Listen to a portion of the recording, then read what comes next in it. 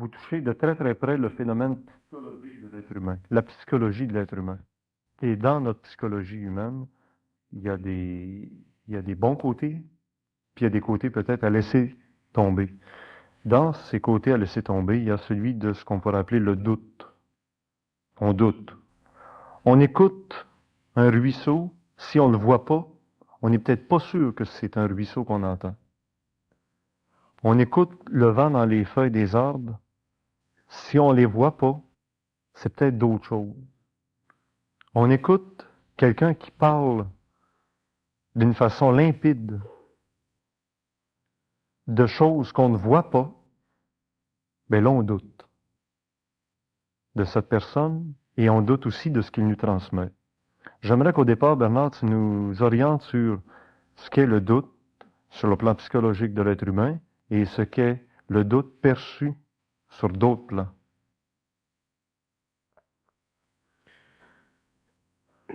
Le doute, c'est une des formes les plus primitives de l'homme, une des formes mentales les plus primitives de l'homme. Le doute, c'est une force, c'est une vibration qui s'enregistre dans le mental humain, qui peut être amplifié par les émotions humaines et qui empêche l'homme d'être ce que j'appelle centrique. Un homme qui est centrique, c'est un homme qui peut faire tout ce qu'il doit faire. C'est un homme qui peut faire tout ce qu'il doit faire. Faire ce qu'on doit faire, c'est être capable de transmettre sur le plan matériel, en relation avec la faculté mentale, la faculté physique, la faculté émotive, l'énergie que l'on a en soi. Le moindre doute diminue cette énergie. Le doute fait partie de la personnalité. Le doute fait partie du conditionnement social, culturel. Le doute fait partie du fait que l'homme est incapable de savoir totalement et parfaitement par lui-même. Il est obligé toujours de faire référence à ce que la société a dit, ce que les organismes ont dit, ce que les grands systèmes philosophiques ont dit. Autrement dit, l'homme n'a pas de centricité. Et ce manque de centricité-là est à la base même de son incapacité de travailler mentalement, intelligemment, avec les forces qui peuplent les plans invisibles et qui dirigent l'évolution de l'homme. De sorte que son doute retarde son évolution, l'empêche d'être capable de se manifester lui-même dans son potentiel réel, retarde son pouvoir actif dans la société parce que lui-même, dans le doute, est incapable de saisir la valeur intrinsèque de toute action, et le doute va créer éventuellement la crainte dans l'action qui va mettre terme à une activité qu'il sera obligé de vivre dans un autre temps, dans des autres conditions et dans un autre médium. Le doute, c'est lié à la crainte. Quand je dis aux gens qu'on ne doit pas croire, c'est pour amener les gens à se centrer sur eux-mêmes. Quand ils sont centrés sur eux-mêmes, c'est pas facile. Petit à petit, le doute devient plus aiguisé. Parce qu'ils deviennent eux-mêmes les juges de toutes les situations de vie dans lesquelles ils sont. Alors, si un homme dit telle chose, il dit telle chose. Si un homme émet telle idée, il émet telle idée.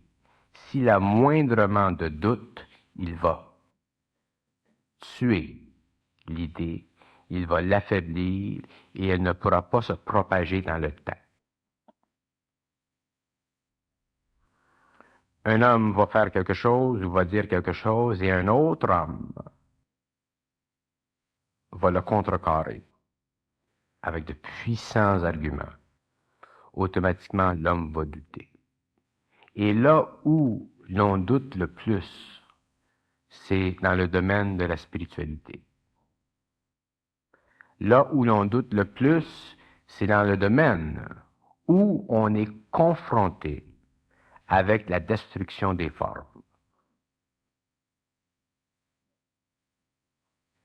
La destruction des formes est tellement importante dans l'évolution de l'homme que les hommes ne le sauront, ne le comprendront que lorsqu'ils seront arrivés au stage de la destruction de la forme.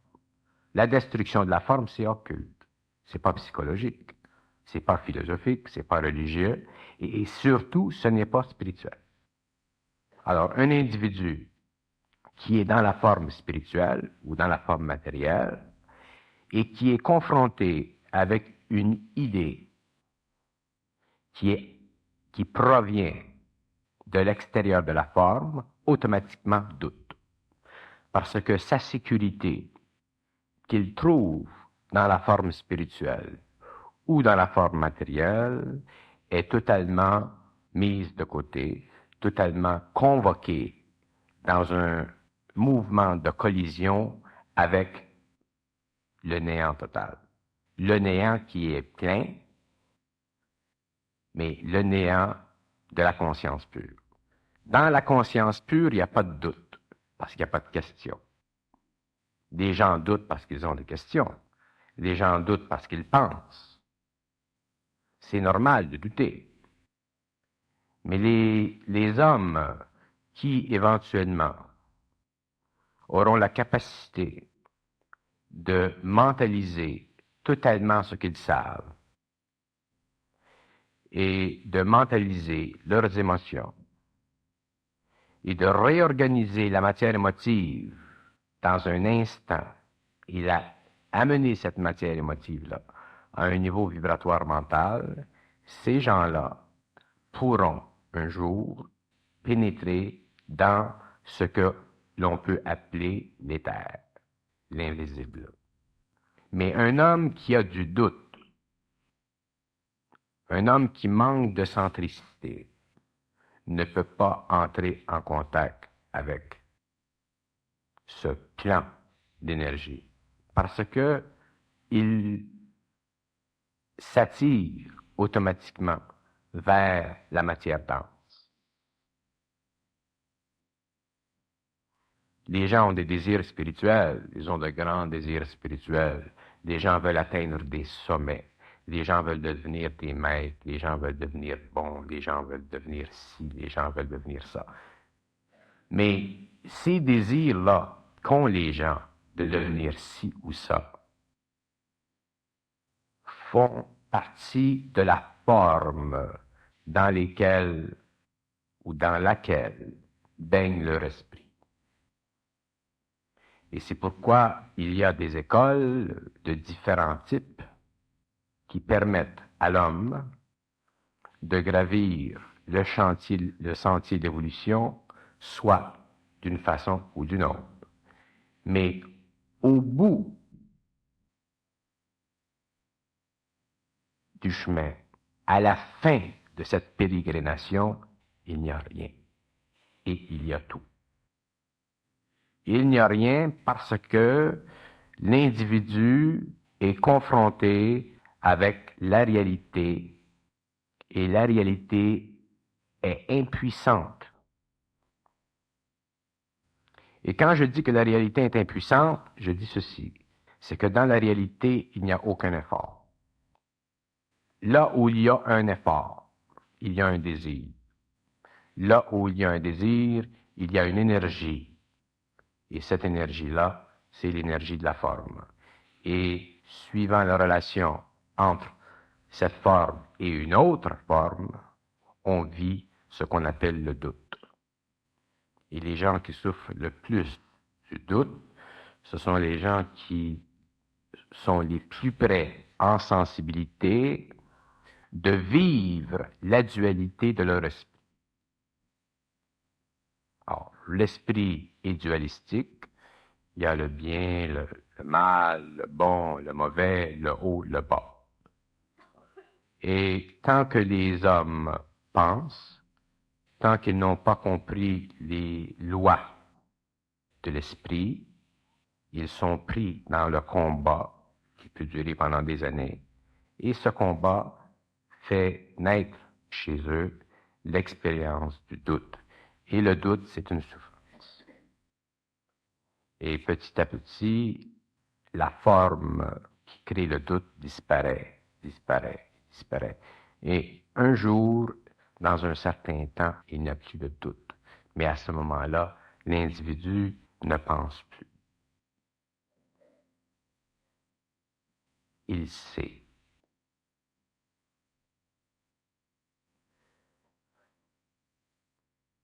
Que l'on vienne d'un coin du monde ou d'un autre, et que l'on rationalise ce qui est en dehors de la forme, ça ne change rien. Ça fait partie de l'expérience de celui qui rationalise.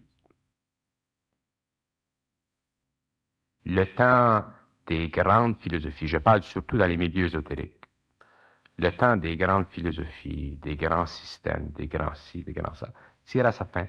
C'est déjà commencé d'ailleurs, ça tire à sa fin. La compréhension des lois qui déterminent pourquoi l'homme doute est très importante et ce n'est pas par la philosophie que vous allez détruire le doute. C'est par le développement interne de vos propres centres de gravité. Et si je vais plus loin que ça, je dirais que le doute ne se détruit que par la souffrance interne qui est causée par la dualité dans le mental de l'homme. Et aucun homme ne peut échapper au doute. Aucun. Ça fait partie de la structure du mental. Bon. Quand il n'y a pas de combat, quand on n'est pas à la recherche de quelque chose, quand on ne compare pas entre le bien et le mal, quand on ne compare pas entre les forces de la lumière et les forces des ténèbres, quand on n'est pas pris dans ces problèmes humains, on ne vit pas le doute. Si on s'occupe de vivre au niveau matérialiste, le doute n'entre pas tellement en jeu. Mais lorsque l'on commence à regarder les choses de la vie d'un point de vue de l'esprit, où notre tête est en jeu, je ne parle pas de la tête physique, je parle de l'esprit, à ce moment-là, on commence à connaître le doute. Et tous les hommes doivent le vivre. Ceux qui seront comptés, une expression que j'emploie pour expliquer qu'il y a un certain nombre d'êtres sur la planète matérielle aujourd'hui qui un jour pourront passer naturellement, avec grande facilité, dans l'invisible, ces gens-là n'auront plus de doute. Et c'est quand on n'a plus de doute que l'on peut changer vibratoirement le corps mental, le corps émotionnel, le corps éthérique et le corps physique, pour entrer en contact avec la conscience pure. Parce que vous ayez des désirs de la connaissance, que vous ayez des désirs, n'importe quel désir est une forme, n'importe quel, n'importe quel. N'importe quel désir est une forme. Dans la connaissance pure, il n'y a pas de forme. C'est simplement de l'énergie. La connaissance pure peut créer une forme pour se véhiculer, mais elle, cette connaissance, cette énergie, cette intelligence. Elle n'a pas de forme.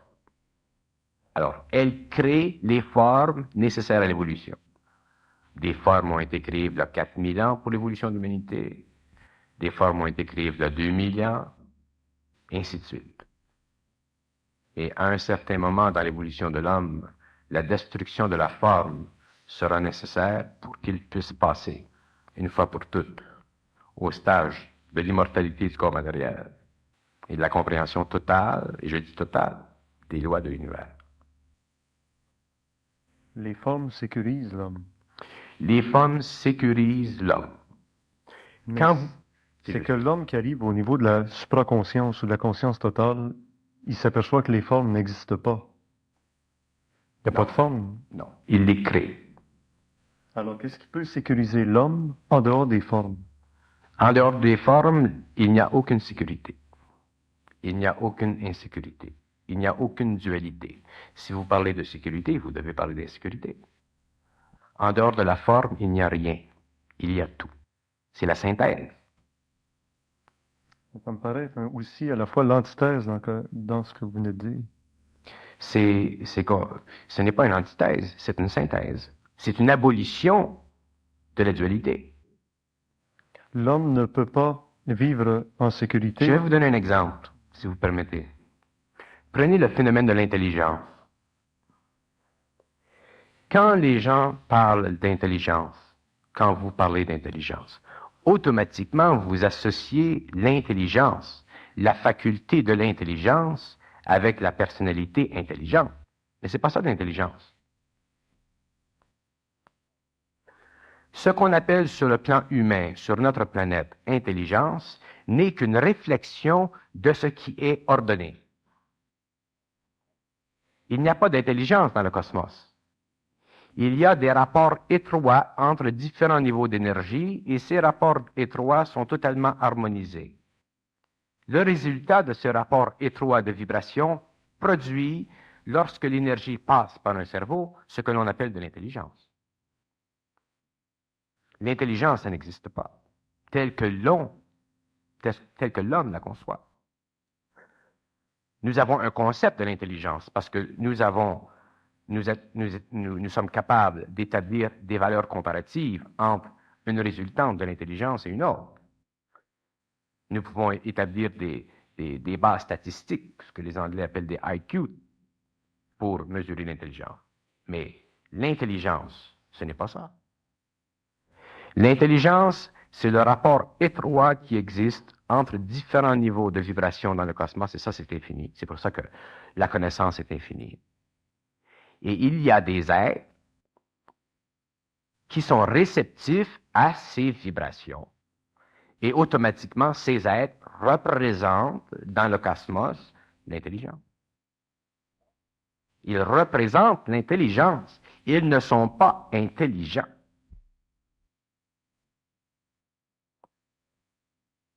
L'homme ne sait pas comment penser parce que lorsqu'il pense, il ne comprend pas ce qu'il pense.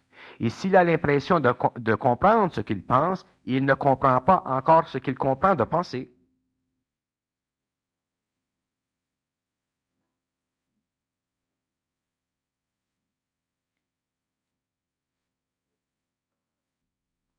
Il y a beaucoup de personnes qui croient que quand je parle, je joue sur les mots. Je ne joue pas sur les mots. Je crée les formes nécessaires pour faire comprendre que dans les mots, il y a des énergies et ces énergies sont ce que vous appelez, vous, l'intelligence. Et le rapport vibratoire entre l'énergie dans une forme et l'énergie dans une autre crée une résultante qui, sur le plan humain, produit une philosophie ou une psychanalyse d'une situation. C'est pour ça qu'il est absolument essentiel pour moi de n'avoir aucune mémoire. Pourquoi j'aurais une mémoire? Quand je dis je n'ai pas de mémoire, ça ne veut pas dire que je ne peux pas me rappeler de certaines choses.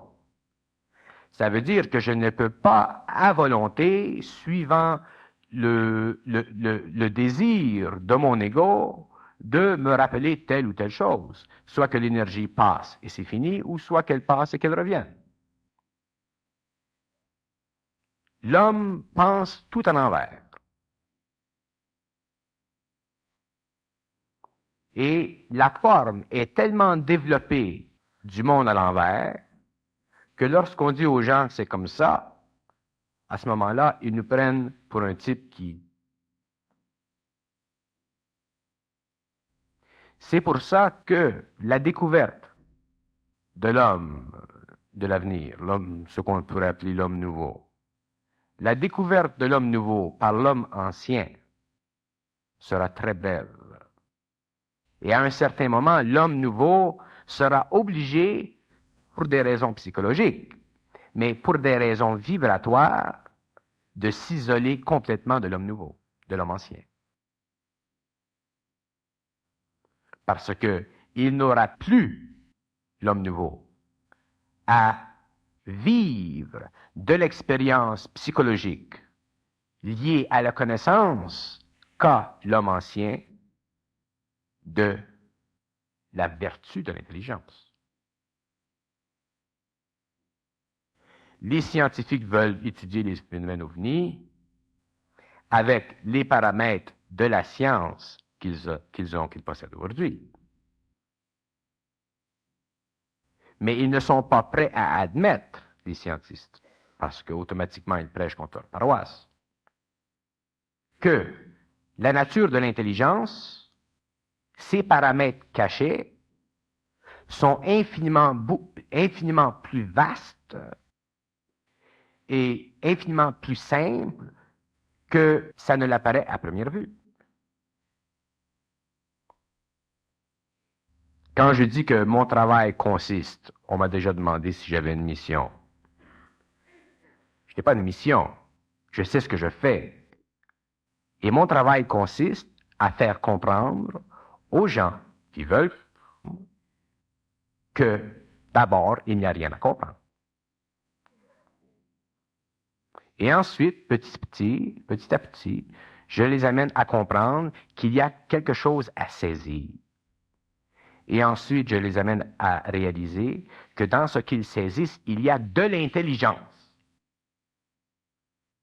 Et lorsque leur personnalité commence à travailler avec cette intelligence, qui se développe et se développe et se développe et se développe, à ce moment-là, ils commencent à comprendre que dans la vie, il n'y a pas de hasard, que dans la vie, tout se comprend, que dans la vie, tout se situe, que dans la vie, il n'y a rien de sérieux, que toutes les formes que nous construisons pour nous protéger psychologiquement au niveau de nos personnalités sont des ballons.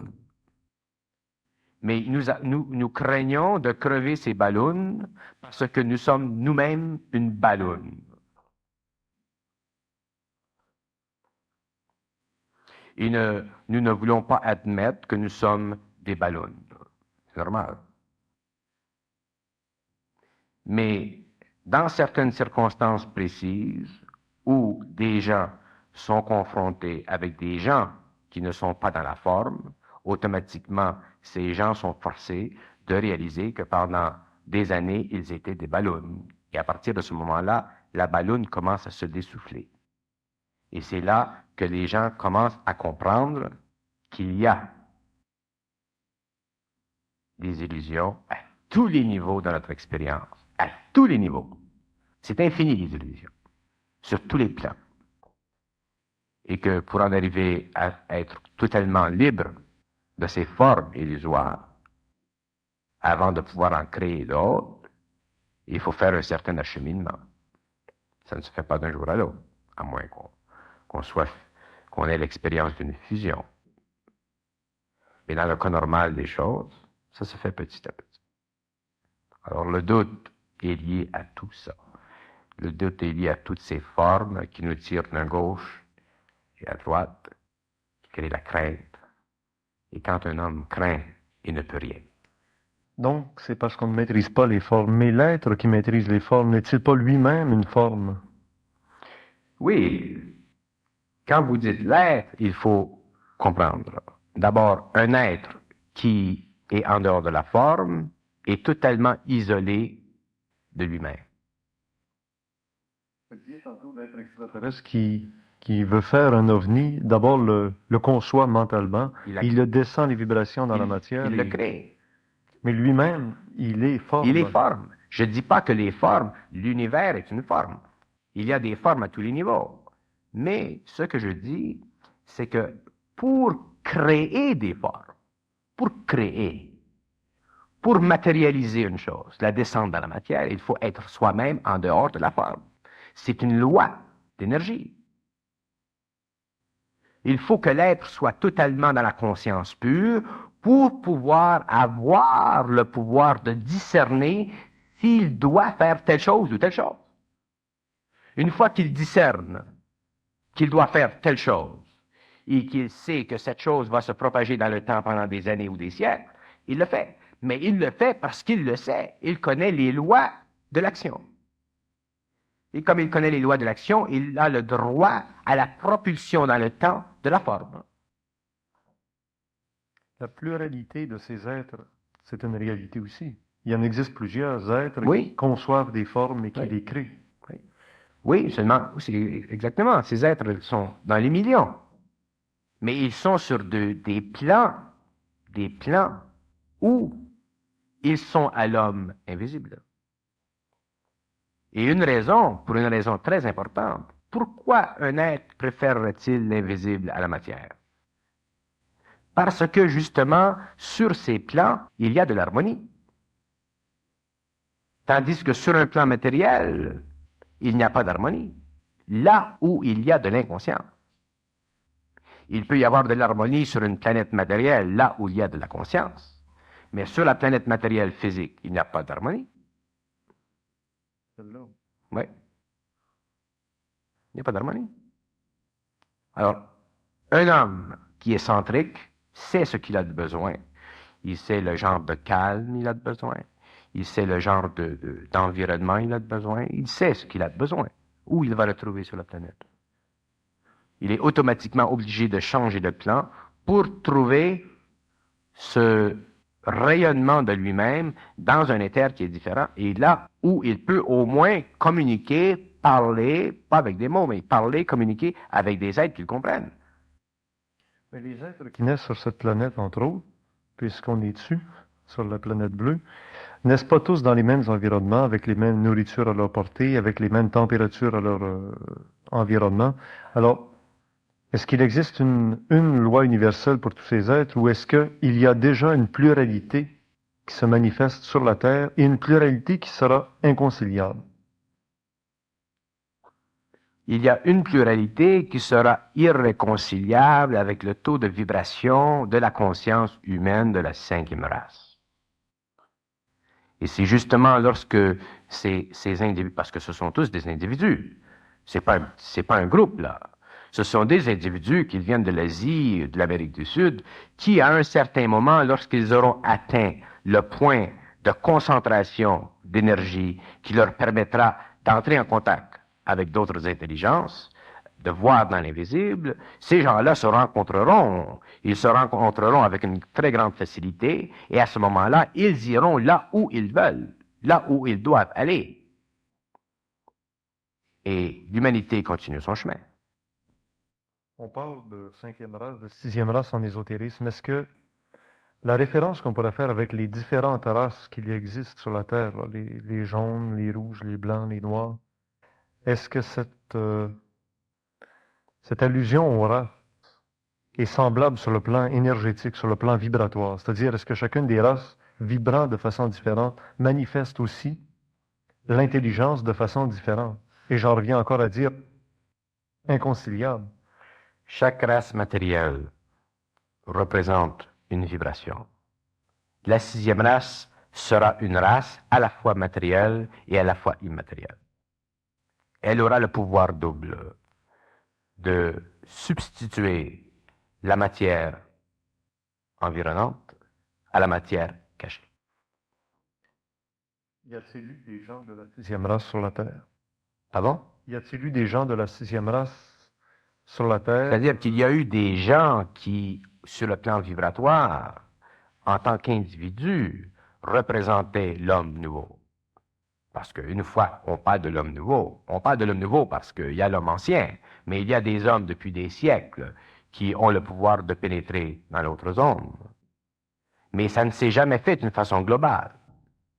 Ça s'est fait d'une façon individuelle. Tandis qu'aujourd'hui, avec le temps qui vient, il y aura la formation d'une conscience unitaire. Et cette conscience unitaire-là sera faite d'un certain nombre d'individus qui n'auront aucune responsabilité les uns envers les autres. Parce qu'ils seront tous dans la conscience totale. Alors chacun fait ce qu'il doit faire. Mais comme tout est fait d'une façon harmonieuse, les liens entre ces individus-là sont des liens de race, mais de race mentale. Et est-ce que c'est pour cette raison qu'il y a eu des races, disons, privilégiées? Je pense aux Juifs, je pense aux Aryens, je pense à des sous-races, si on veut, ou des... Il y a eu des races privilégiées parce que les races, ce que vous appelez des races privilégiées, ce sont des races qui ont été initiées à des connaissances cultes.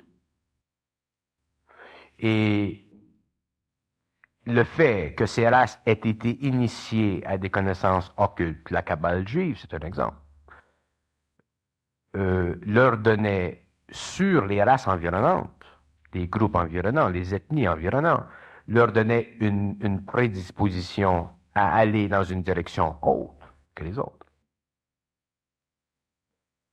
Ça peut-il qu'on vive la même chose au niveau de la race québécoise? Il ne faut pas tomber dans le culte de la personnalité nationale. C'est une autre forme.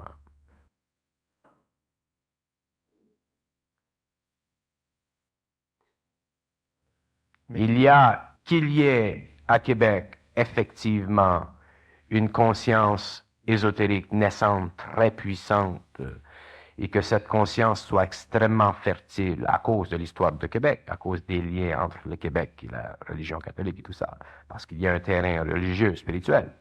Ça, c'est évident.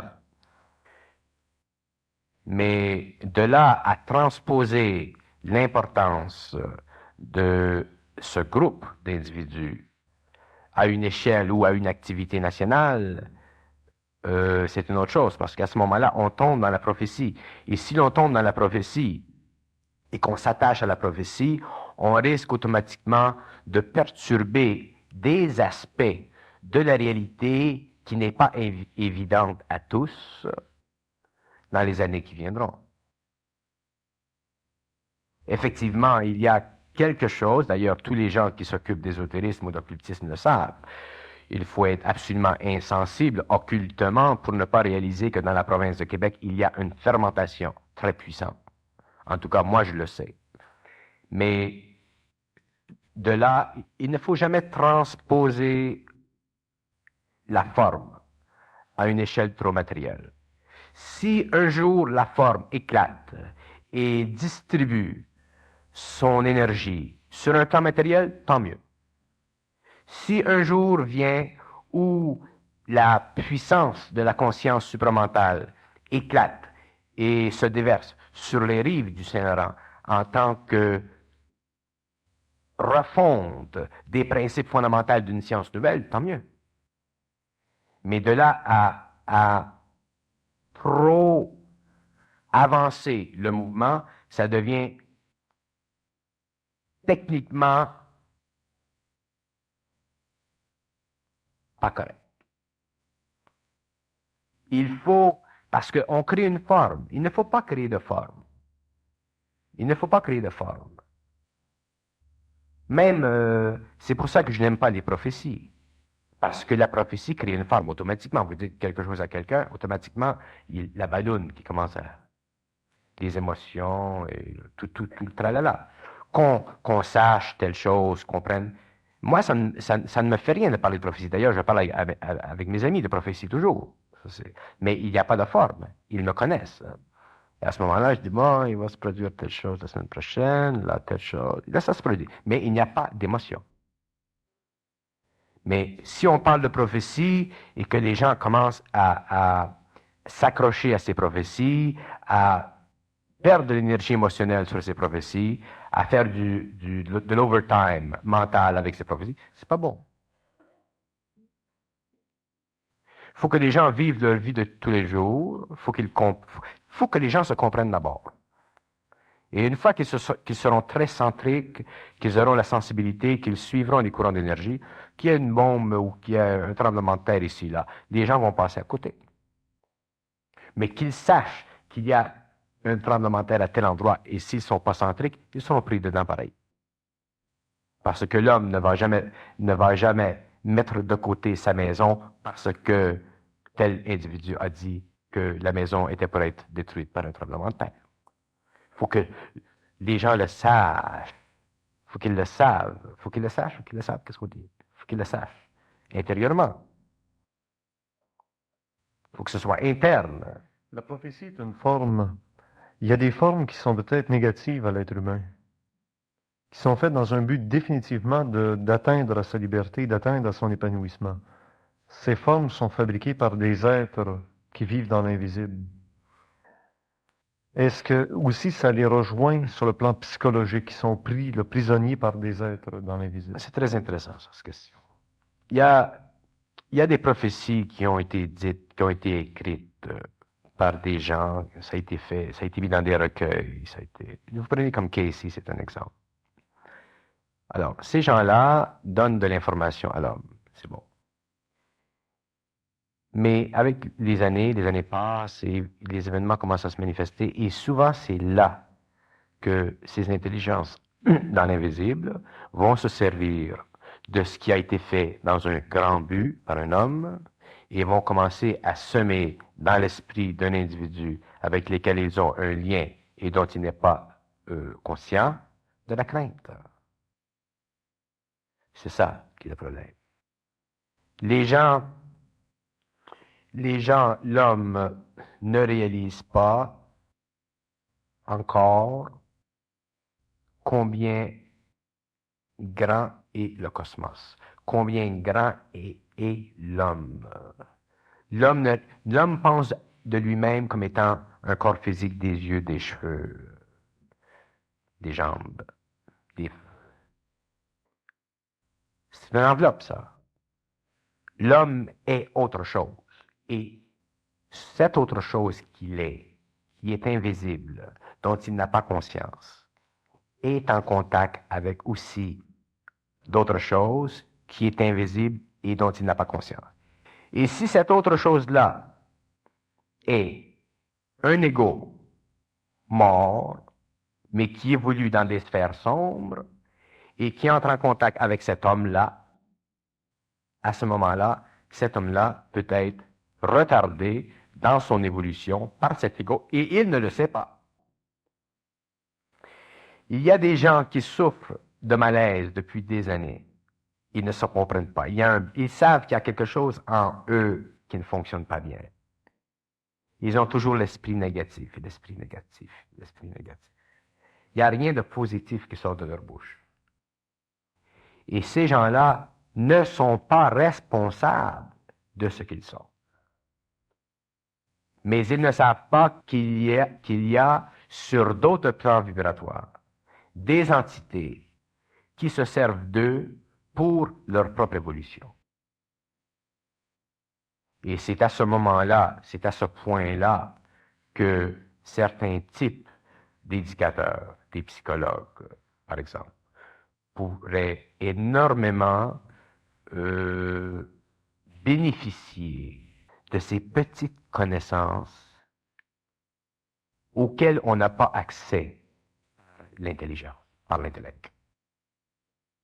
De ces petites connaissances qu'on appelle occultes.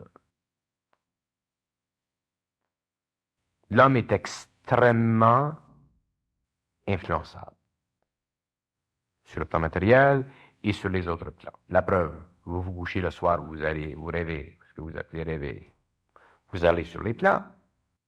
Vous êtes sur les plans quand vous rêvez. Vous êtes sur un plan. Alors dites-vous que ce plan que vous visitez inconsciemment la nuit existe. Vous ne le voyez pas, mais il existe. Vous vous en rendez compte lorsque vous dormez parce que vos facultés matérielles sont diminuées. Mais dites-vous qu'il y a des êtres qui vivent sur ces plans d'une façon permanente et qui s'occupent à retarder l'évolution de l'homme. Et à ce moment-là, vous comprendrez combien est important le problème de la psychologie humaine. La psychologie de l'âme. Savoir qu'est-ce que c'est l'âme. C'est pas un mystère, l'âme. Qu'est-ce que c'est l'esprit? Qu'est-ce que c'est l'âme? Qu'est-ce que c'est l'ego? Qu'est-ce que c'est la personnalité? Qu'est-ce que c'est l'ajusteur de pensée? Qu'est-ce que c'est un guide spirituel? Quelles sont ses facultés? Quelles sont ses limites? Qu'est-ce que c'est un aide spirituel? Quelles sont ses facultés, ses limites? Qu'est-ce que c'est un contact psychologique? Qu'est-ce qu'il peut faire? Qu'est-ce qu'il peut pas faire? Où l'homme est protégé? Où l'homme n'est pas protégé? Comment l'homme doit se protéger? Quoi faire pour se protéger? Il y a beaucoup de choses à apprendre, l'homme. Beaucoup de choses. Et pour comprendre les mécanismes de l'homme, pour comprendre les mécanismes de l'âme, de l'esprit, de l'ajusteur de pensée, de toutes ces choses qui sont sur les autres plans, il faut être en dehors de la forme. Il ne faut pas pouvoir penser.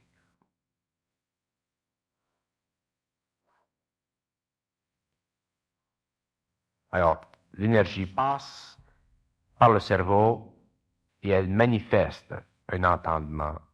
Et cet entendement devient une règle de mesure pour l'individu, seul, lui.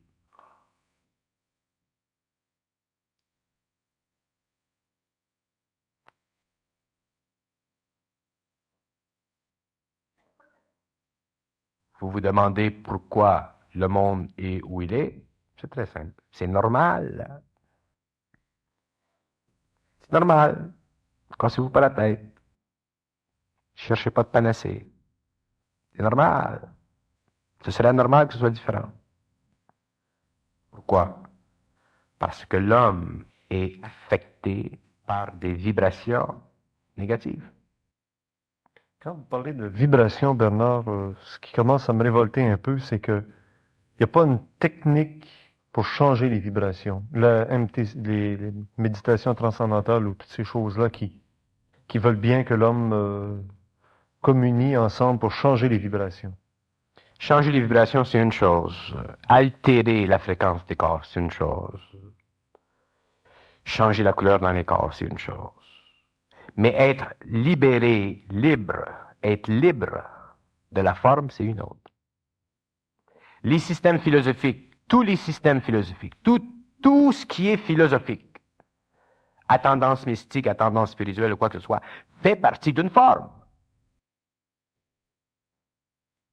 Tout fait partie d'une forme. Vous pouvez changer la couleur de votre maison tant que vous voulez, mais vous n'allez pas changer la maison.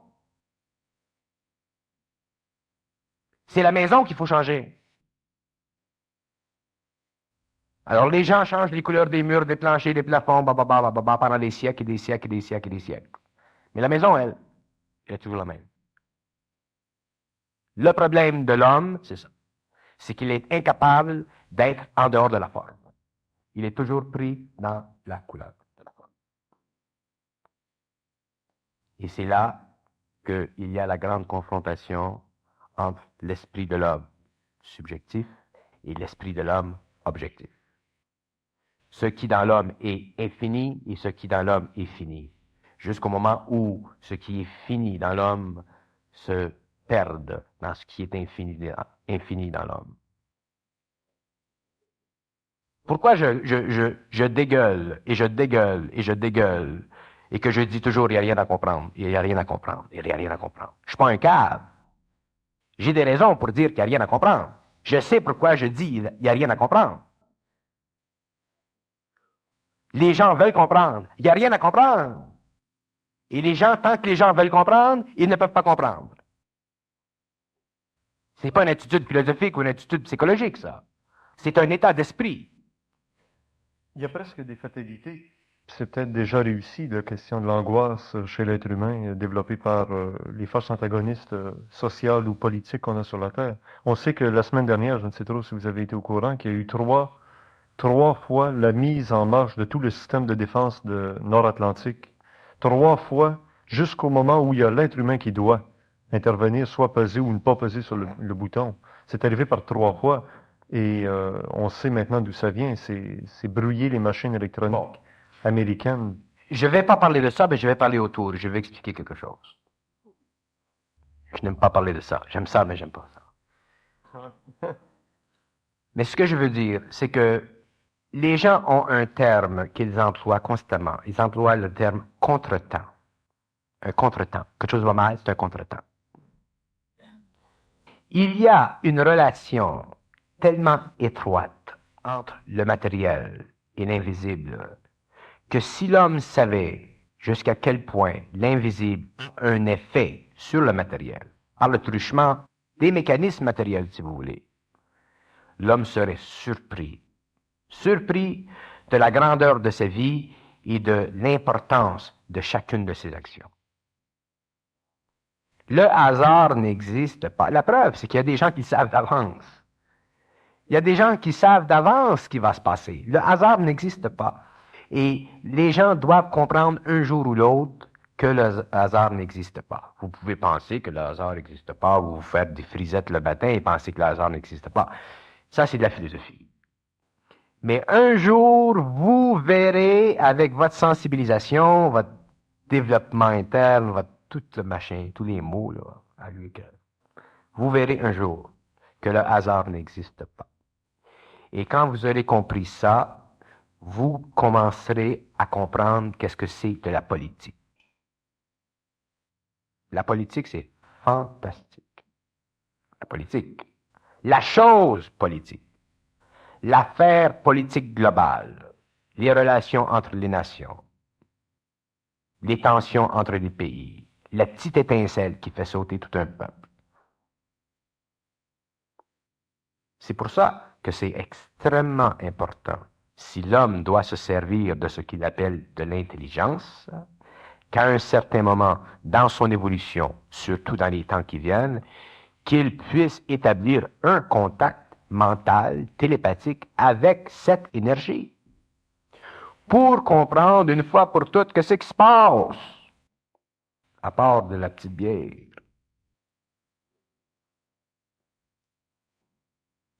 Qu'est-ce qui se passe? Je comprends que les gens ont de l'anxiété puis ils font des crises de dépression avec les nouvelles qu'on a. Mais si les gens comprenaient, ils n'en feraient pas de petite crise. Parce qu'ils verraient que c'est très normal. Puis comme ils comprendraient, parce qu'ils seraient en contact télépathique avec un autre plan, ils sauraient, eux, que quand ça sera le temps, ils ne seront pas là.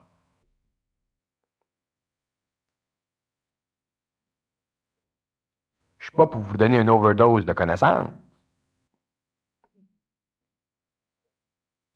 Je vous donne des points de référence. Le reste, faites-les vous-même. Quand Bernard, tu dis, ils ne seront pas là, ils seront où? Ils seront où ils doivent être, en sécurité. Car il y a encore des places en sécurité. Ben oui, il y aura des places en sécurité. Effectivement qu'il y aura des places en sécurité. Tu veux commencer à compter sur tes petits doigts? Il y aura toujours des places en sécurité. Même si la planète sautait, il y aurait des places en sécurité. Il y a un nombre d'hommes, de femmes et d'enfants qui sont comptés dans le cosmos planétaire terrestre. Et ces individus-là se connaissent tous directement ou indirectement. Puis un jour, ces gens-là vont être appelés à aller à tel endroit. Par voie télépathique, ils vont entendre dans leurs oreilles bien fort. Pas penser, je le parle. Ce qu'ils vont entendre va venir de la grande chambre souterraine, puis ça va être dit, ils vont être appelés par ceux qui ont le rôle de les appeler, qui ont le pouvoir de les appeler, puis qui connaissent tout. Ces gens-là vont partir de Montréal, ils vont prendre l'avion pour aller à New York, ensuite ils vont transférer de New York à une autre place, puis ils vont arriver où ils doivent aller.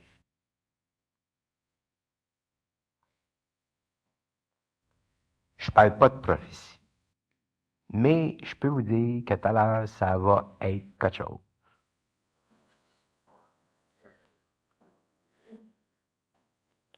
Les événements cosmiques sont très longs, très longs, très longs. Nous autres, on veut que ce soit court parce qu'on a de l'ego.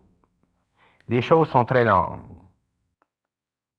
Mais maintenant, on est dans la fin de cette longueur de temps-là. On est dans la fin de cette longueur-là. Pardon. Et les individus, les hommes, personnellement, individuellement, doivent le savoir eux. pas se faire dire par un puis par l'autre. Chaque individu doit en arriver à avoir un radio tellement bien tuné que quand les nouvelles vont venir, il va partir. Par votre propre radio à vous autres. Pas par celui des autres. Vous ne croyez pas, oui. Votre propre radio. Pour en revenir au point de départ de ce soir qui était la psychologie de l'être humain. L'être humain en tant que chaque individu, c'est une abstraction, c'est ne pas savoir ce qu'est l'humanité. Et l'humanité pour l'autre, c'est tous les êtres humains agglomérés les uns aux autres, et non seulement dans un état de vie, mais depuis des générations. Et ça, c'est la vibration, ou c'est l'état vibratoire planétaire qui s'appelle l'homme. Je suis le fils de l'homme, comme disait l'autre.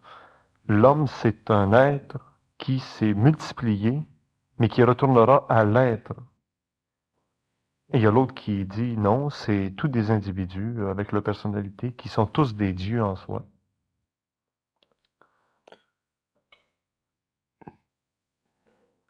Le combat philosophique entre l'individualisme puis la collectivité ou le collectivisme, c'est un combat philosophique. Moi, je m'en fous de tout ça. Ça, c'est de la philosophie.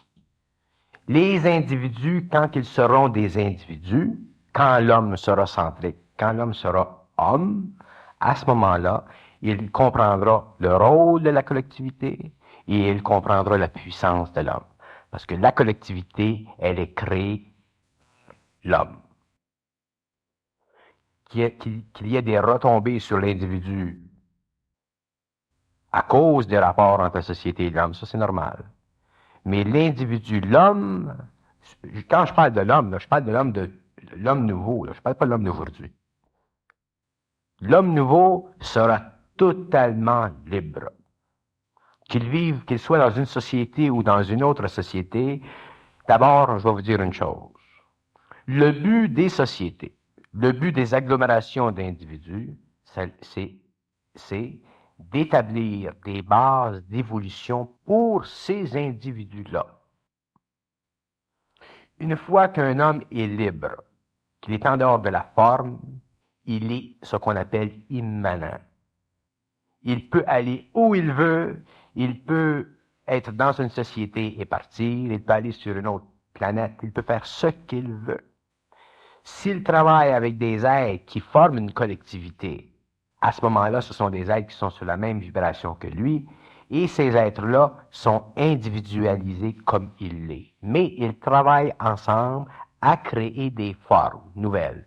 Et ces formes nouvelles-là font partie, à une échelle plus haute, du processus social. Fait que sur la planète Terre, où l'homme est inconscient, la collectivité, la société, c'est un fond contre lequel évolue l'homme, qui donne à l'homme ses possibilités évolutionnaires. Une fois que l'homme entre en contact avec l'infinité, avec l'invisible, avec les autres plans, il est totalement libre. Il est libre de son corps physique, il est libre d'aller où il veut, et il est libre de communiquer avec qui il veut, il est libre. C'est ça, la patente. Le reste, c'est toute de la philosophie. Pour ça, il faut qu'il contrôle les formes. Est-ce qu'on peut dire que l'être humain de 1980 est plus libre des formes? Il peut se déplacer en automobile, aller en avion, se déplacer presque autour de la Terre. Non, ce qui arrive, c'est que l'homme moderne a donné à la forme un plus grand pouvoir de déplacement. C'est tout. Ce qui ne voudrait pas dire que l'être primitif d'Amazonie était peut-être aussi libre et peut-être plus libre que l'homme du 20e siècle avec tous ses gadgets. Il était plus libre psychologiquement parce qu'il y avait beaucoup moins de formes pour accaparer son esprit. Mais il n'avait pas l'évolution, le statut évolutionnaire et le développement du corps mental de l'homme moderne. Il ne faut pas tomber dans le naturisme, là. Donc, le développement technologique est une manifestation extérieure d'une qualité de développement mental. Le développement technologique est une manifestation directe de l'intelligence atlantéenne de l'homme. Atlantéenne. Oui. C'est pour ça que les Américains sont les plus avancés dans le monde dans la technologie, qu'ils ont donné l'impetus original, parce que c'est en Amérique que l'on retrouve le plus grand nombre d'incarnations d'anciens Atlantes, qui avaient, eux, une science très développée. Mais ce qui se fait aujourd'hui, puis ce qui s'est fait durant la période de l'Atlantide, puis ce qui se fera demain, c'est une autre paire de manches. Les Atlantes avaient des vaisseaux pour aller dans les airs, puis il y avait des vaisseaux pour aller dans la mer, mais ils ne pouvaient jamais sortir de l'atmosphère planétaire terrestre. Tandis que l'homme nouveau, parce qu'ils étaient en stage involutionnaire. Ils étaient en stage involutionnaire. C'est quand l'homme commence sa période d'évolution qu'il prend sur lui la responsabilité de ce qu'il fait et qu'il devient lui-même la responsabilité de ce qu'il est. Le tournant entre l'involution et l'évolution s'est produit à quel moment? À la destruction de l'Atlantide? Non, il se produit présentement. On est encore en involution? On est au point de rencontre des deux. Est-ce que, comme d'autres diraient, c'est le Christ qui est venu tourner le vent? Moi, le Christ n'est pas venu encore. C'est en vacances.